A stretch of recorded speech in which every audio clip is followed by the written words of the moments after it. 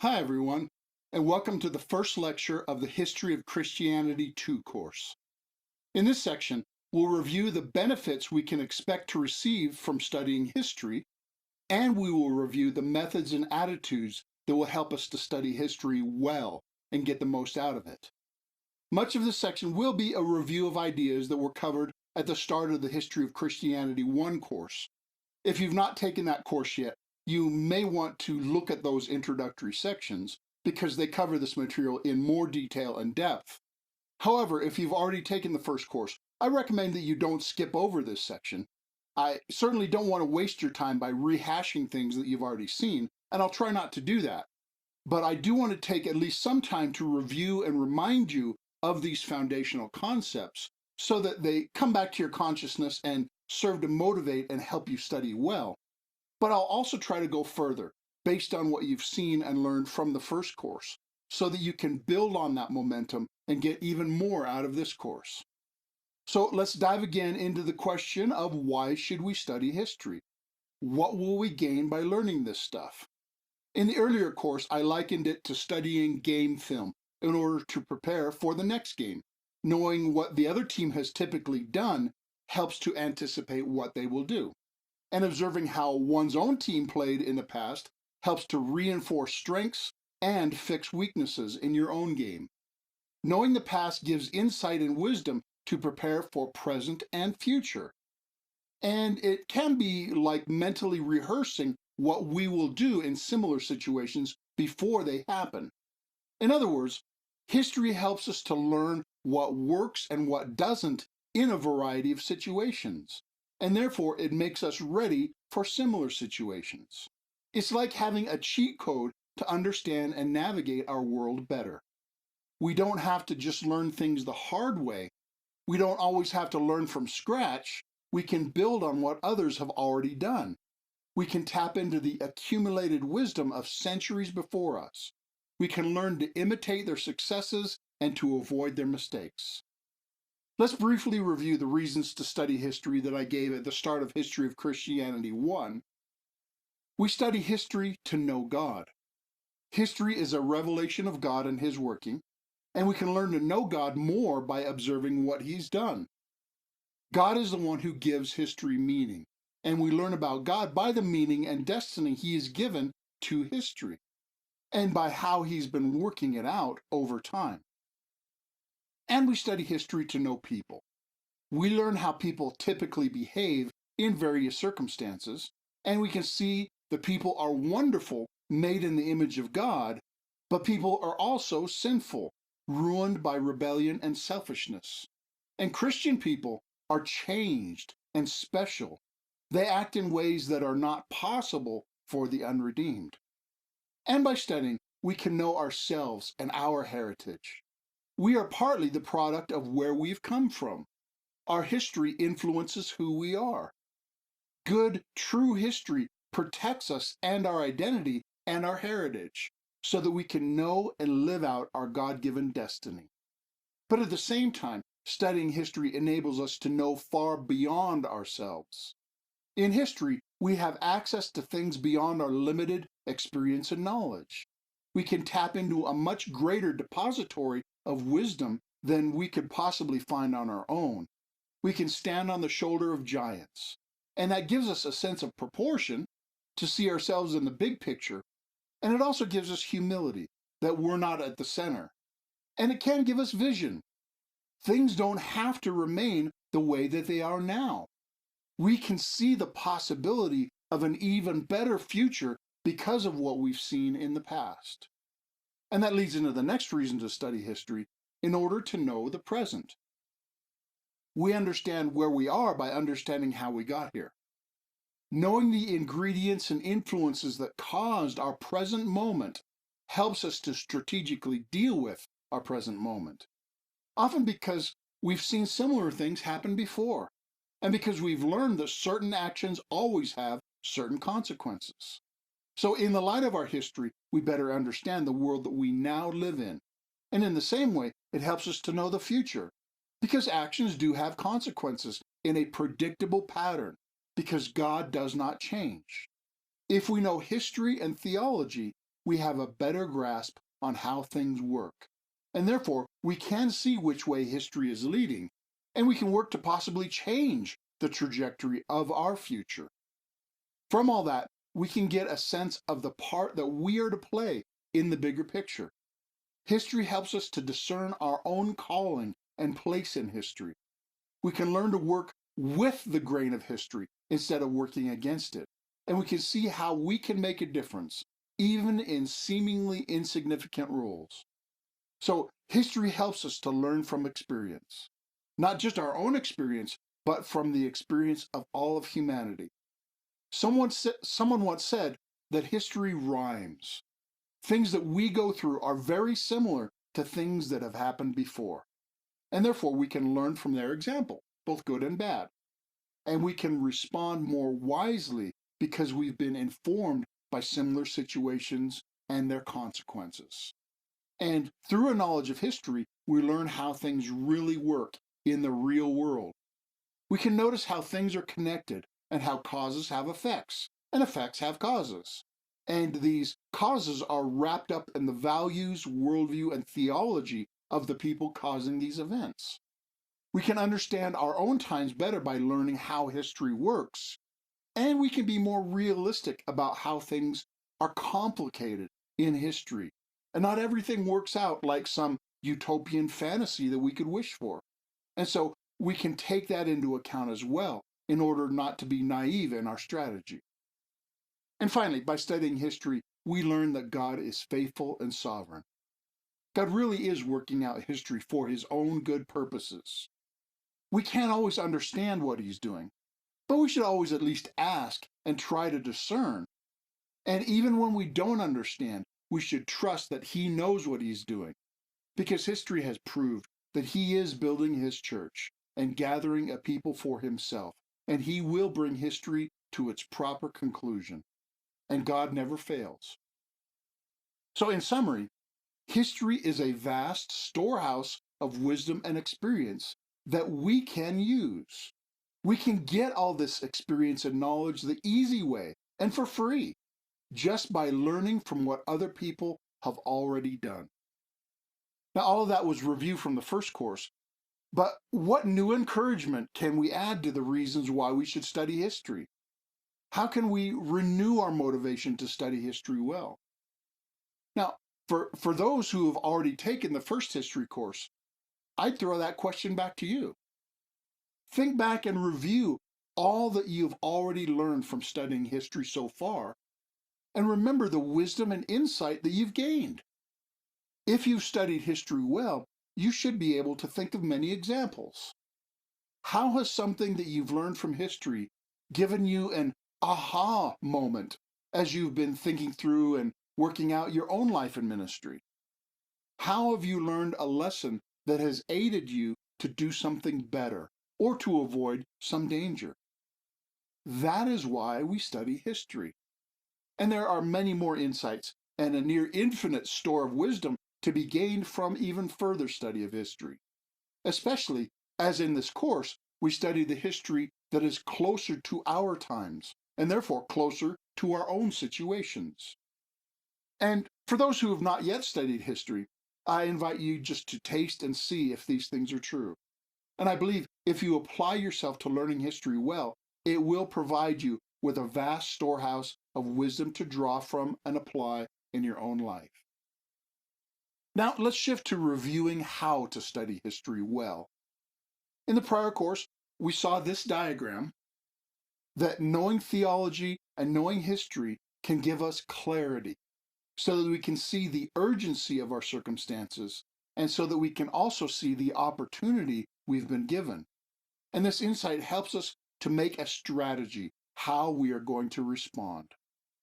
And we also saw that the why question is very important. It's crucial for understanding history, but especially also for applying the lessons that we've learned. We should always think about purpose as part of studying history. And that's closely connected to the illustration of the iceberg. We see people's behavior on the surface, but underneath the surface, their behavior is influenced by their values, and their values are influenced by their beliefs, and their beliefs are influenced by their worldview, and their worldview ultimately rests on their theology. This helps us to understand people's behavior because we can trace it back to its ultimate root in their ideas and knowledge about God. But this also helps us to influence people's behavior, not just by telling them what to do, but by proclaiming the truth about God, which will change their worldview, beliefs, and values, which will ultimately change their behavior. So, keeping the entire process of whole people and whole societies in mind will give us greater accuracy of understanding. And a similar reminder from this diagram that theology drives it all. From that, we can formulate and act out from general principles, but these will often apply to different situations in different ways using different methods. For instance, throughout the first history course, we saw Christians attempting to influence their society for the better. Some did it by suffering well in the name of Christ. And in a different time and situation, some did it by using military force to protect the innocent from unprovoked invasion and injustice. In a variety of situations, many did it by proclaiming and teaching the truth. And some adversely impacted their society because they slid away from good theology, or worked from skewed principles, or acted out of a sinful motivation. But all good methods, which are fruitful and pleasing to God, are built on solid principles, built on solid theology. And they're wisely tailored for specific cultures and circumstances. And therefore, it's important when learning history to evaluate history, to take a step back and ask what was good and what was bad. Well, how do we know what was good and what was bad? By comparing it with what God has revealed about history, what He's told us about His own purposes, His own character, and about His own standards of right and wrong in the Bible. It's so very important to evaluate history by God's standards. Now, more review. There are many examples of studying and using history poorly, which lead to bad conclusions and foolish applications. We should avoid bad thinking and avoid acting in bad faith when we study history. And we've seen examples of illogical thinking about history, thinking that the past is exactly like the present, or thinking that nothing in the past is ever similar to our current experience, thinking too simplistically or ideologically about the past, as if people and groups were just cartoons reducible to their stereotypes, or that they were completely good or completely bad in everything they did. And it's bad thinking to lose proportion in failing to see the big picture, or to understand the limited options that they had in their own context. And that transitions into the examples of dishonesty and bad faith that can happen in studying history. All of these typically fall into the category of simple dishonesty for selfish reasons, or the category of failing to understand and evaluate by God's true objective standards, or sometimes both categories at the same time. We should avoid arrogance and tribalism when we evaluate the past, and we should not import ideas and ideologies into the past, but rather we should understand them on their own terms and evaluate them by God's standards, because history is not about us. Rather, it's about God. We should not arrogantly sit in judgment of history, but rather learn from it. And I also want to remind you of the solution to bad thinking and bad faith, which of course is good thinking and good faith. As you are studying history, try to get a firm understanding of what actually happened, and then ask wise questions from that history. How do we know this happened, or that this interpretation of events is accurate? Why did they do what they did? What was their foundational theology and goals? What were their options? Compared to what? What were the costs and risks of the options that they had? We should make sure to separate the descriptive from the prescriptive. What we can be reasonably sure actually happened, as distinct from the interpretations and evaluations of what happened. And then, yes, we should do evaluation, always keeping close guard on the standards we use to evaluate, evaluating primarily by God's standards. And we should pursue godliness and honesty in our interpretation and evaluations. Try to hear both sides before coming to a conclusion. And try to be virtuous as we formulate our judgments, insights, and applications from the principles we're learning from history. We can try to move beyond our own limited experiences and prejudices while still remaining firmly committed to what we know to be true. Try to connect our theology to history, and as much as we can, try to see history from God's standpoint and according to his standards. Now, all that's review from things we covered in the introduction to the first History of Christianity course. So, what can I add for this course that would be helpful and motivate you to continue to learn history well in this second course? Now, again, I would throw that question back to the students who have successfully completed the first course. Think about what kind of attitudes and actions have helped you to gain and apply insight from history so far. How can you do more of the same and even better? And also think about what you've left undone or what has hindered you from getting the most out of your history study. What changes could you make to make it better? And then I also need to press everyone and give you a heads up about the nature of this particular course. This course covers the history that is closer to and up to our own time. Therefore, this course naturally will hit closer to home. We won't just be looking at things that happened on the other side of the world centuries ago. We'll also see things that happened closer and more recently. And this will include our own traditions and flavors of church. So I want to warn you ahead of time on the temptation to be narrow-minded or defensive. This course will cover different traditions and denominations and various controversies. And it's likely that you might come into this course already in a church that has taken a side on some of these controversies. Now, I certainly won't agree with all sides on every controversy, and that might be shown in the way I present some of the material. Now, I will definitely attempt to be fair and accurate in the way I describe these things. I'll try to explain the various sides in their own words and in a way that people on each side would accept. But I also probably won't be able to help being honest that I don't agree with certain positions. And in some cases, I'll let you know and try to give biblical reasons for my opinion. But depending on your background, this will either challenge or reinforce what you already think. I would advise you, again, to hear both sides of any issue in their own context as they advocated for their own beliefs and practices, and then evaluate both sides by God's standards. Now, I don't think any denomination or tradition is totally perfect. There's none righteous, no, not one. All have sinned and fall short of the glory of God. And we can all learn and change to be more faithful to God. And on some occasions, that involves setting aside traditions for biblical faithfulness. I have changed my mind on a number of subjects over my lifetime. Now, of course, that does not mean that all tradition is wrong, far from it. But in studying history, we should be open-minded and open to change to a certain extent. Now, sometimes on small issues, but even on larger issues, we should be teachable and repent whenever it is necessary and appropriate. However, at the same time, we should not be blown around by every new and novel idea.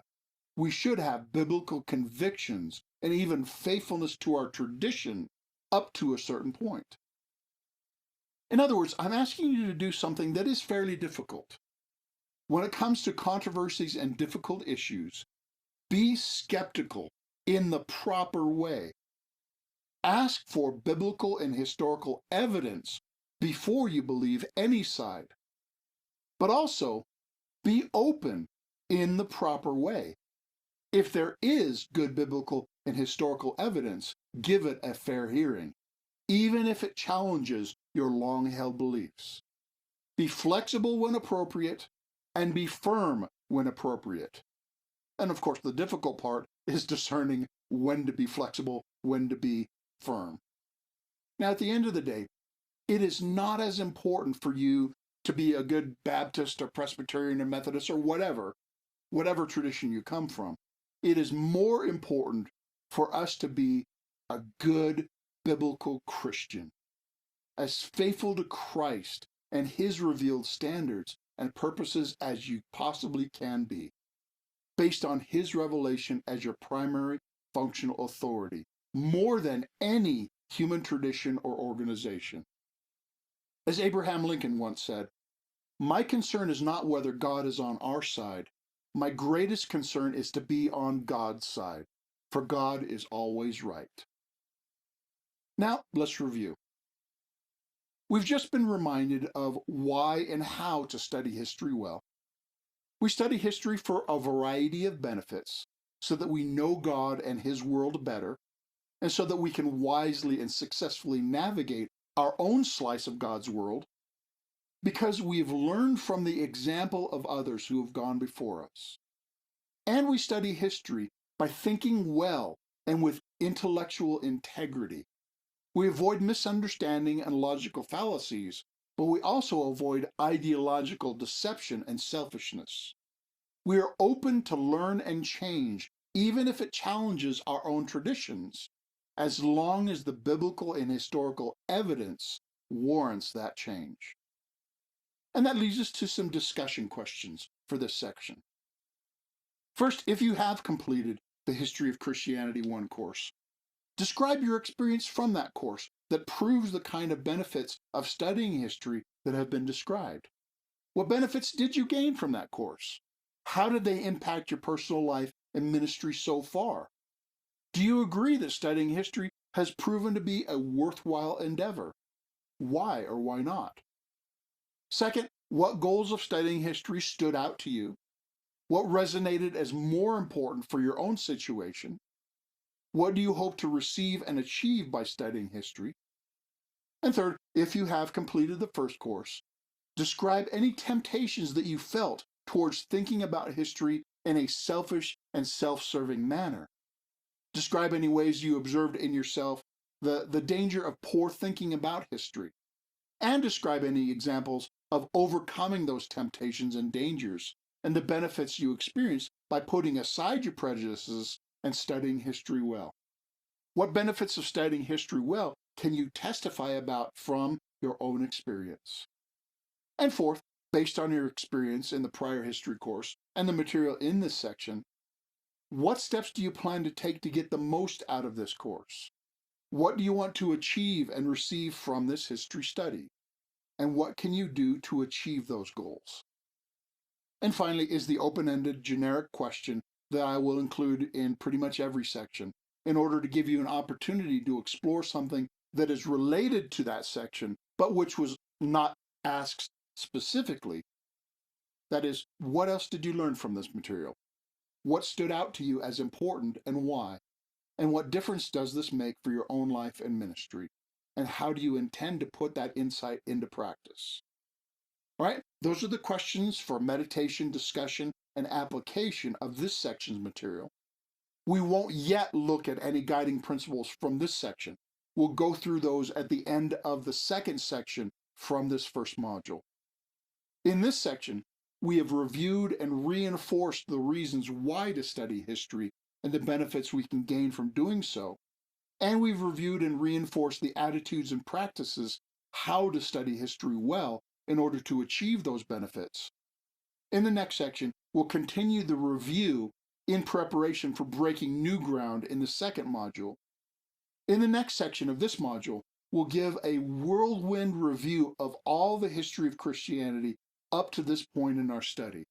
And we'll concentrate on how the history we saw at the end of the previous course set the context and prepared for the monumental events that we'll see at the beginning of the period we are studying in this course. So this review will set the context for all that we'll study for the rest of this course. And I'll see you there. Thanks for watching.